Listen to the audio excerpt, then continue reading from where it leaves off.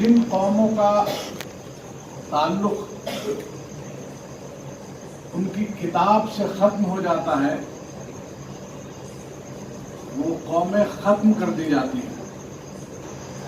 ان کا زمین پہ رہنا اتنا دوبھر ہو جاتا ہے جس کی تصویر قرآن نے سورہ اعراف کے اندر ایسے کھینچی ہے.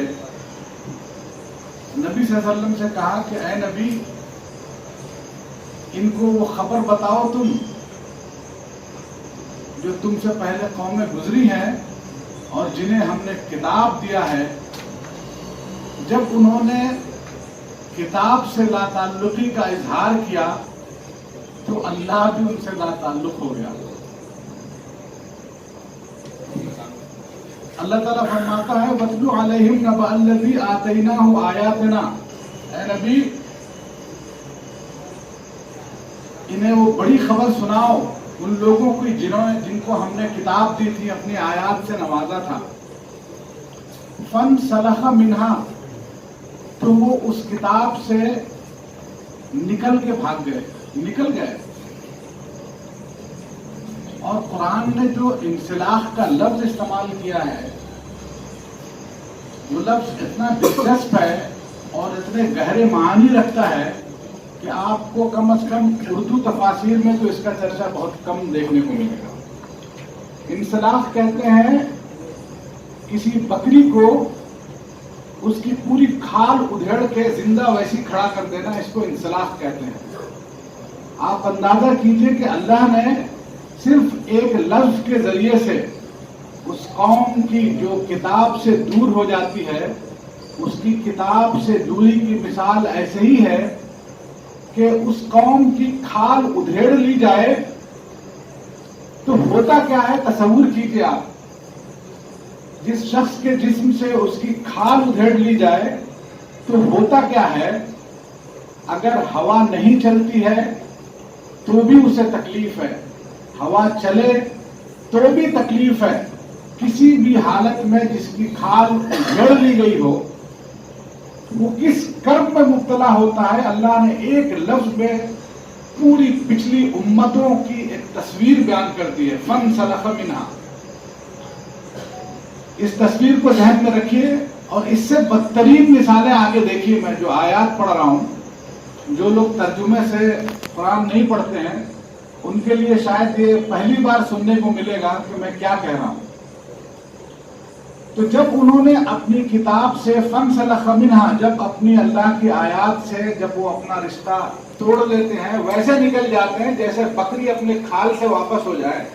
بکری بکری رہتی ہے، اس کی کھال ادھیڑ لی جائے. تو سوچئے کتاب کا رول کیا ہے. وہ جو بے چینی کی کیفیت ہے امت کی، اس کے لیے یہ قرآن کیا ہے جس کو ابھی انہوں نے بتایا کہ یہ شفا ہے، رحمت ہے. کیسے ہے؟ جب قرآن کو اپنے اوپر اوڑھ لیتے ہو تو کس طرح کا سکون ہوتا ہے. اللہ کی کتاب کو جب تم پہن لیتے ہو اپنی زندگیوں میں رچا بسا لیتے ہو تو کس سکون اور کس رحمت سے تمہارا تعلق ہوتا ہے. اس کا اندازہ اس مثال سے کر سکتے ہیں. کیا تب ہم تک پہنچائے اور ہم ریڈی میڈ مسلمان ہیں. جو ہمارے پاس لوگوں کے پاس ایسی کتابیں ہیں جو اگر بچہ بھی پڑھے گا تو بتائے گا یہ غلط ہے. ایک مثال دیتا آپ کو، ایک فقیر کے پاس سونے کا کٹورا ہے اور وہ بھیک مانگ رہا ہے. وہ ہماری ہی حالت ہے. ہمارے پاس ایک کتاب ایسی ہے جو حق ہے، جو سچائی ہے، جو لوگوں کو اندھیروں سے نکال کے روشنی میں لاتی ہے. ہم اس کتاب کو چھوڑ کر بیکار چیزوں میں الجھے پڑے، مسلکوں میں الجھے پڑے. کیا ہمیں نہیں چاہیے کہ یہ معلوم کرے کہ اللہ ہم سے کیا کہنا چاہ رہا ہے.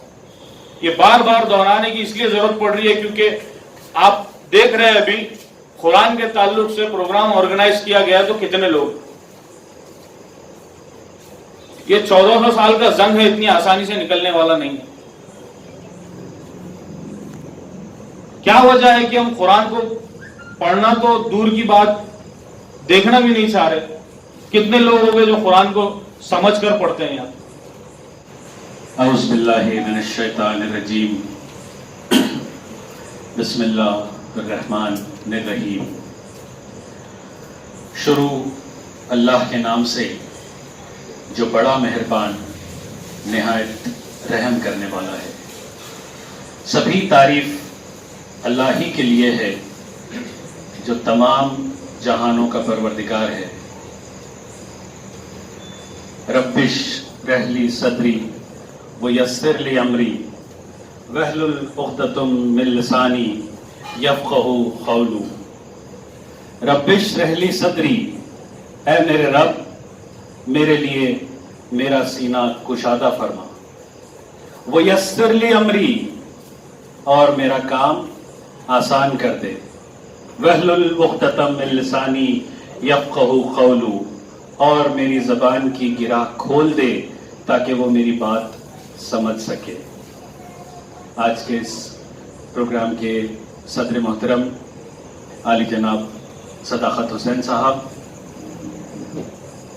جو کہ حافظ بھی ہے، عالم بھی ہے، فاضل بھی ہے، آپ حیدرآباد سے تعلق رکھتے ہیں. ایک طویل دینی معلومات کی شخصیت کے سامنے میں لب کشائی کی جرت کر رہا ہوں.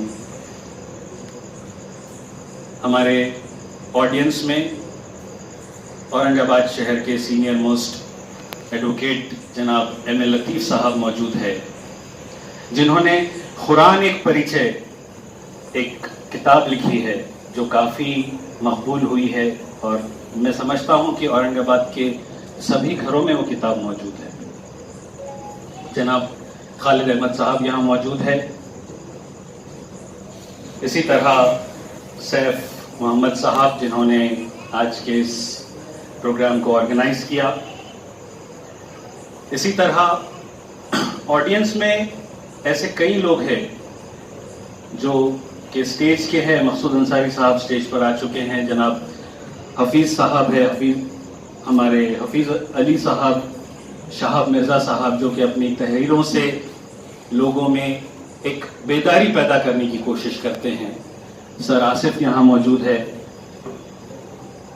راشد صاحب یہاں موجود ہے.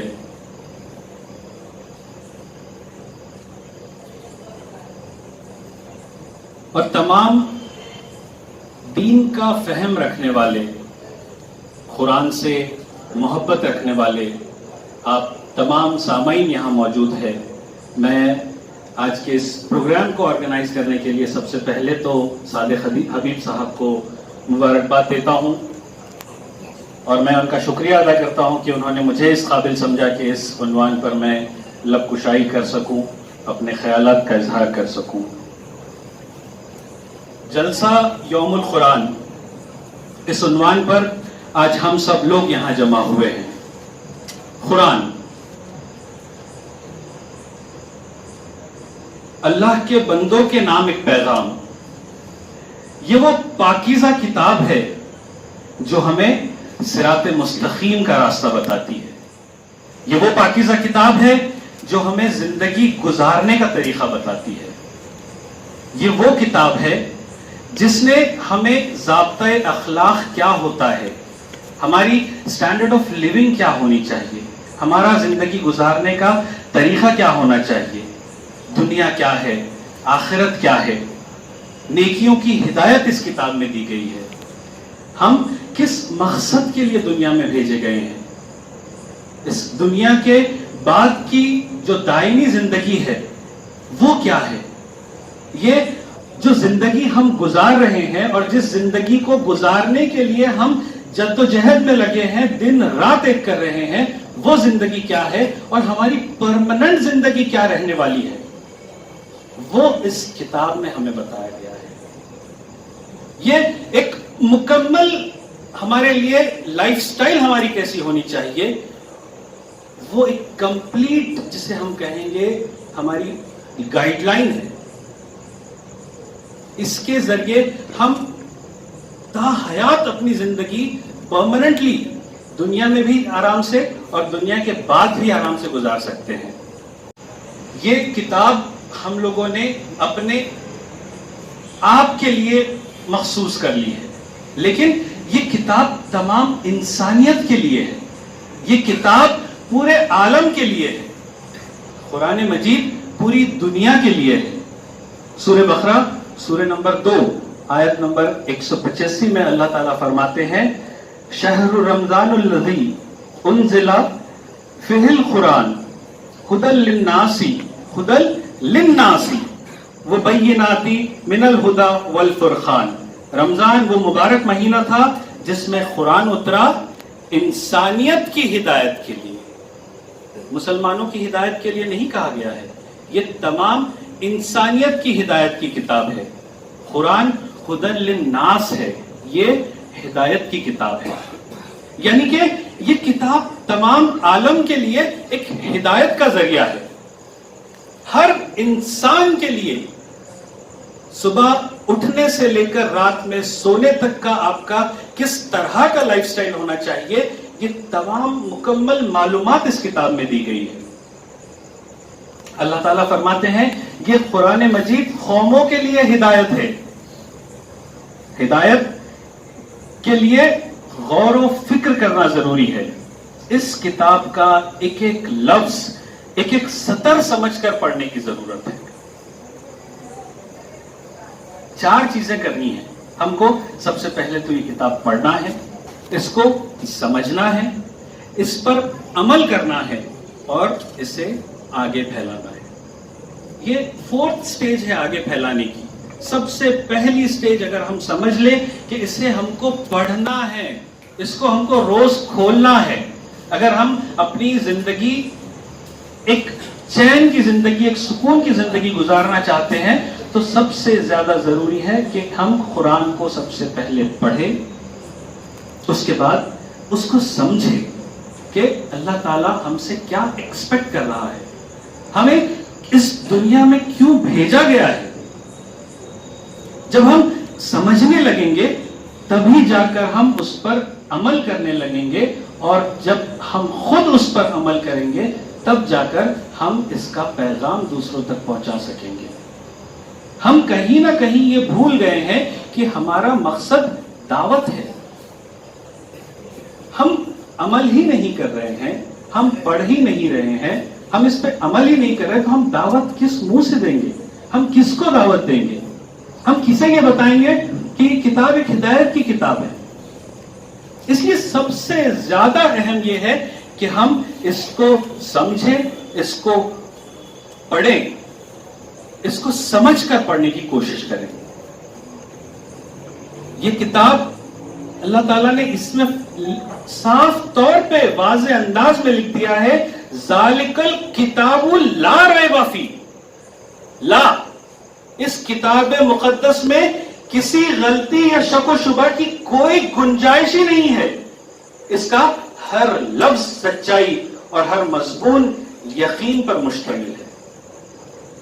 قرآن کو سمجھ کر جب ہم پڑھیں گے، جب اس کی تفسیر ہم پڑھیں گے تو ہمیں اس بات کا اندازہ ہوگا کہ ہماری جو گائیڈ لائن سے جو زندگی گزارنے کا جو طریقہ ہے وہ تو ساری چیزیں ہمیں کھل کر بتا دی گئی ہے، ہم کو کیا کرنا ہے، ہم کو کیا نہیں کرنا ہے، اچھے کام کسے کہتے ہیں، برے کام کسے کہتے ہیں، جنت کیا ہے، دوزخ کیا ہے۔ جنت میں دودھ کی نہریں ہیں، شہد کی نہریں ہیں، باغات ہے، وہیں دوزخ کا ڈسکرپشن کر دیا گیا ہے۔ آپ کو سزا بتا دی گئی ہے کہ اگر آپ نمازوں کی پابندی نہیں کریں گے، اگر آپ احکامات فالو نہیں کریں گے، اگر آپ کسی کا حق ماریں گے، اگر آپ کسی کی حق تلفی کریں گے، اگر آپ بھائی کے ساتھ ناانصافی کریں گے، اگر آپ والدین کے ساتھ بے حرمتی کریں گے، اگر آپ اپنے رشتہ داروں کے ساتھ برا سلوک کریں گے تو آپ کے ساتھ کیا ہونے والا ہے۔ تو یہ کتاب میں کھلے لفظوں میں صاف انداز میں بتا دیا گیا ہے کہ آپ کو کیا کرنا ہے۔ تو کیا ہم اسے ایک رحمت کی کتاب نہیں کہیں گے؟ بالکل، یہ کتاب ایک ہمارے لیے تو ایک بون ہے، ایک رحمت ہے، یہ دنیا کے لیے رحمت ہے، یہ موت کے بعد رحمت ہے، خبر میں کیا ہونے والا ہے، خبر کے بعد کی زندگی کیا ہے، آخرت کیا ہے، آخرت قیامت کا دن کیا ہے، یہ تمام چیزوں پر جب ہمارا ایک کامل یقین ہے، ایک محکم یقین ہے ہمارا، لیکن اس یقین پر عمل کرنے کے لیے بھی ہمیں ضروری ہے کہ اس رحمت کی ہم قدر کریں، ہم سمجھیں کہ یہ کتاب ہمارے لیے کتنی ضروری ہے۔ ہزاروں کی تعداد میں فرشتے ہیں، یہ درخت، یہ پہاڑ، یہ جھاڑ، ہر مخلوق اس دنیا کی اس رب کائنات کی عبادت میں مصروف ہے۔ اسے کیا پڑی ہے تمہارے 2 رکعت فجر کی نماز، 4 رکعت نماز ظہر کی، عصر کی، مغرب کی؟ یہ تو تم انسانوں کے لیے ایک بخشش کا راستہ اس پاک پروردگار نے بتایا ہے۔ اگر تم عبادت کرو گے تو اس میں تمہارا فائدہ ہے، اس میں ہمارا فائدہ ہے، اس میں میرا فائدہ ہے، اس میں آپ کا فائدہ ہے۔ اس رحمت کو جب تک ہم سمجھیں گے نہیں، تب تک ہم سوائے خسارے کے، سوائے نقصان کے ہم کچھ نہیں اٹھانے والے ہیں۔ سورہ نحال، سورہ نمبر 16 آیت نمبر 77 میں اللہ تعالیٰ فرماتے ہیں وَإِنَّهُ لَهُدًى وَرَحْمَةٌ لِّلْمُؤْمِنِينَ، یہ قرآن اے نبی مومنین کے لیے ہدایت اور رحمت ہے۔ اللہ تعالیٰ اپنے نبی سے فرما رہے ہیں کہ اے نبی مومنین کے لیے یہ کتاب ہدایت اور رحمت دونوں بھی ہے۔ اسی طرح سورہ لقمان، سورہ نمبر 31 آیت نمبر 3 میں اللہ تعالیٰ فرماتے ہیں ہدی ورحمۃ للمحسنین، نیک کاروں کے لیے قرآن رحمت ہے۔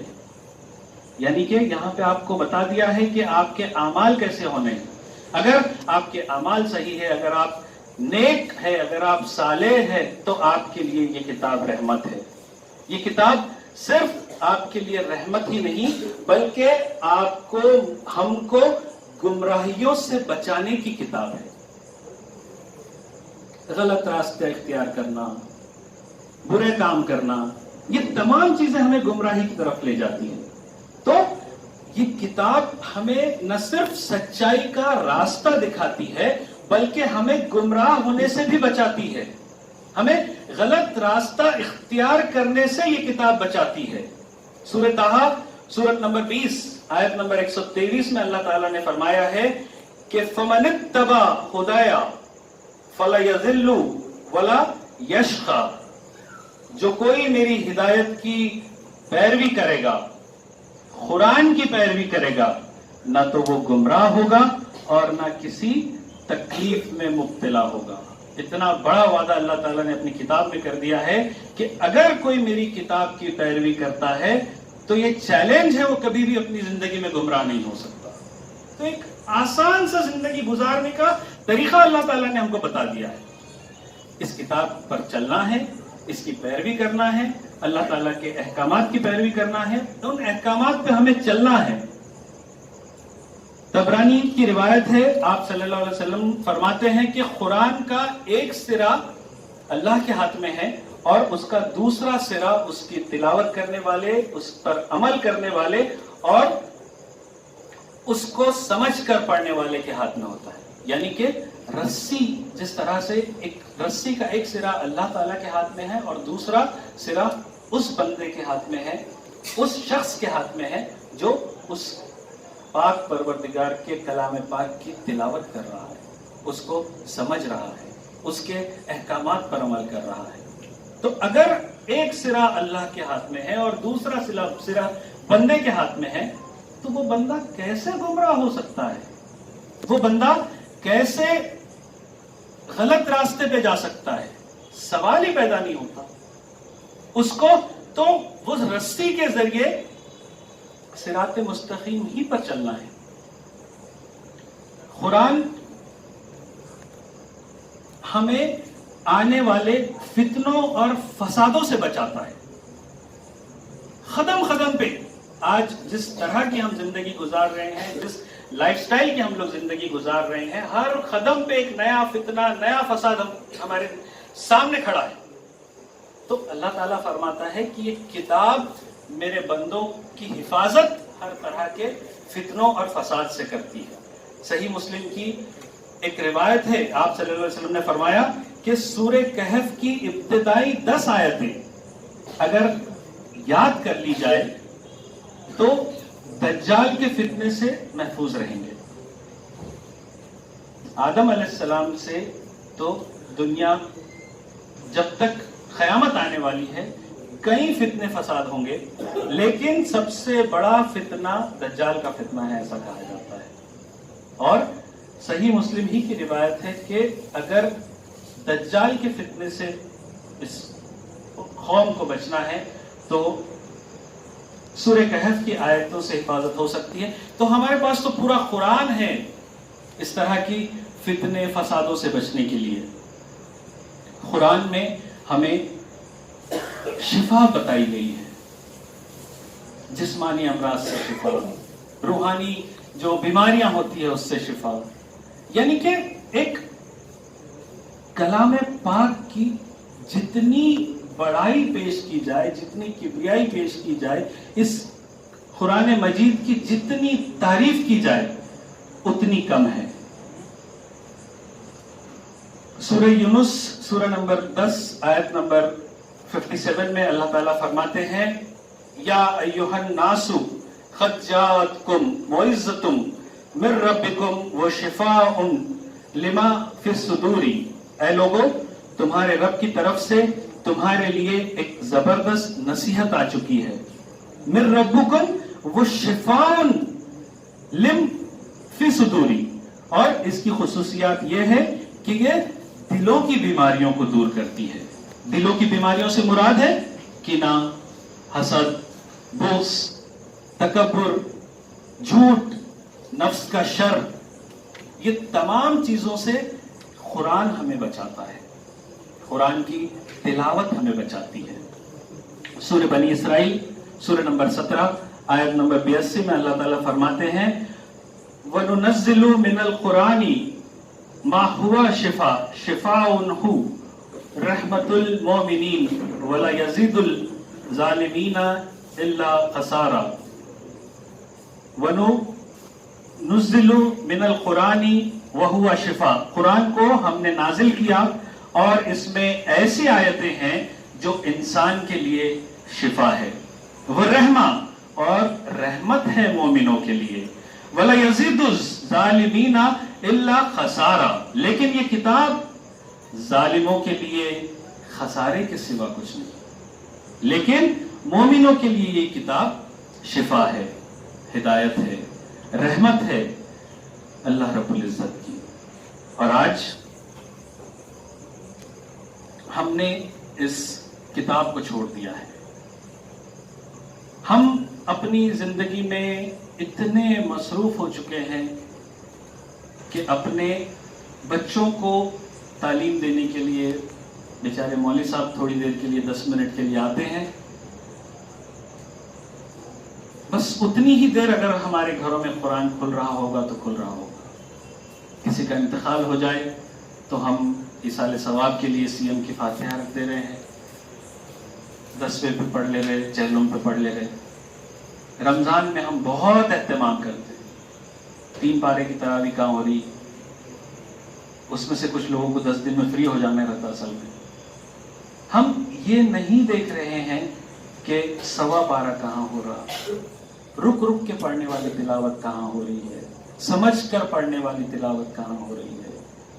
ہم دکھاوے کی نماز پڑھ رہے ہیں، ہم دکھاوے کی تلاوت کر رہے ہیں. ہمیں بتا دیا گیا ہے کہ ہمیں کیا کرنا ہے، پھر بھی ہم وہ نہیں کر رہے، جس میں میں خود شامل ہوں. میں کسی پہ الزام نہیں لگا رہا ہوں. اللہ تعالیٰ ہم سب کو ہدایت دے. آج مسئلہ یہ ہے کہ سینے پہ باندھنا ہے یا ناک پہ باندھنا ہے یا ہاتھ کھلے چھوڑ کے نماز پڑھنا ہے، رفع دین کرنا ہے یا نہیں کرنا ہے، اتحیات میں کیسا بیٹھنا ہے. یہ ہمارے مسئلے مسائل ہو گئے ہیں ڈسکشن کے لیے. اول وقت میں کہاں ہو رہی، پھر نماز سکون کے لیے پڑھتے، اول وقت میں دوسرے کام کرنے کے لیے نہیں پڑھتے. ہم لوگ بہت ضروری ہے ہم اپنے آپ کی اصلاح کریں. معاشرے کی اصلاح، دوسروں کی اصلاح اور غیروں کی اصلاح تو بہت دور کی بات ہے. سب سے اہم چیز ہے کہ ہم سیلف اسسمنٹ کریں. میں کیا ہوں، میرا کیا عمل ہے. شاعر مشرق علامہ اقبال نے کہا تھا حرم پاک بھی اللہ بھی قرآن بھی ایک، حرم پاک بھی اللہ بھی قرآن بھی ایک، کچھ بڑی بات تھی ہوتا جو مسلمان بھی ایک۔ ہم نے اللہ کی رسی کو چھوڑ دیا ہے، ہم نے ہدایت کی کتاب کو چھوڑ دیا ہے۔ قرآن آج ہم سے یہ کہہ رہا ہے کہ طاقوں میں سجایا جاتا ہوں، آنکھوں سے لگایا جاتا ہوں، طاقوں میں سجایا جاتا ہوں، آنکھوں سے لگایا جاتا ہوں، تعویذ بنایا جاتا ہوں، دھو دھو کے پلایا جاتا ہوں۔ جب خال و قسم لینے کے لیے تکرار کی نوبت آتی ہے، جب خال و قسم لینے کے لیے تکرار کی نوبت آتی ہے، پھر میری ضرورت پڑتی ہے، ہاتھوں میں اٹھایا جاتا ہوں۔ بہت شکریہ۔